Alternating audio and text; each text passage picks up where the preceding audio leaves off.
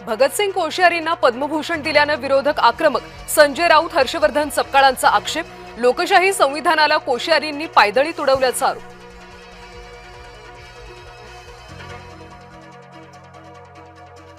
भगतसिंग कोश्यारींना पद्मभूषण दिल्यानं विरोधक आक्रमक,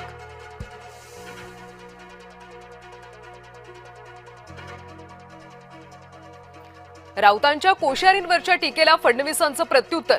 वन रँक वन पेन्शनसाठी मोठं काम, टीका करणारे छोट्या मनाचे, फडणवीसांचा टोला.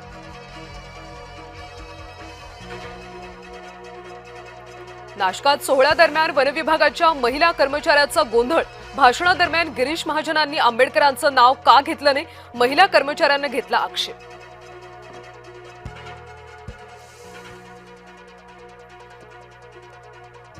आमदार रोहित पवारांना दणका. महाराष्ट्र क्रिकेट संघटनेवर प्रशासक नियुक्त.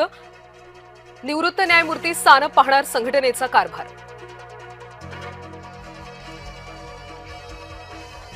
जलील यांनी पुढचे 100 वर्ष जन्म घेतले तरी भगव्याला हात लावू शकत नाहीत. अमित साठमांचा इम्तियाज जलील यांच्यावर हल्लाबोल.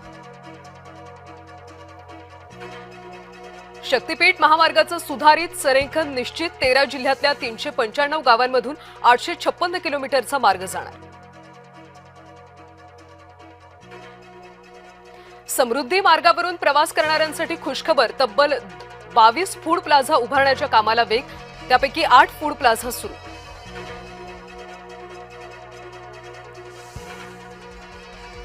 कर्तव्य पथावर भव्य परेडचं आयोजन. विजय चौक ते लाल किल्ला परेड पार पडली. 77,000 प्रेक्षकांनी कर्तव्य पथावरची परेड अनुभवली.